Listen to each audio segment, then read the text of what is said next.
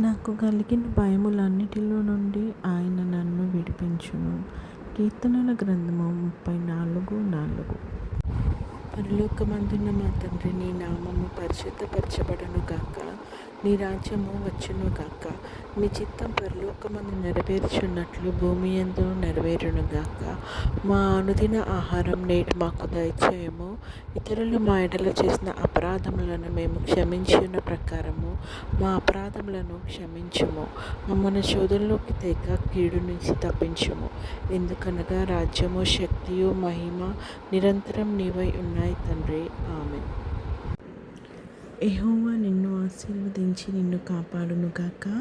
యెహోవా నీకు తన సన్నిధిని ప్రకాశింపచేసి నిన్ను కరుణించును గాక. యెహోవా నీ మీద తన సన్నిధి కాంతి ఉదయింపచేసి నీకు సమాధానం కలుగజేయును గాక. ఆమేన్.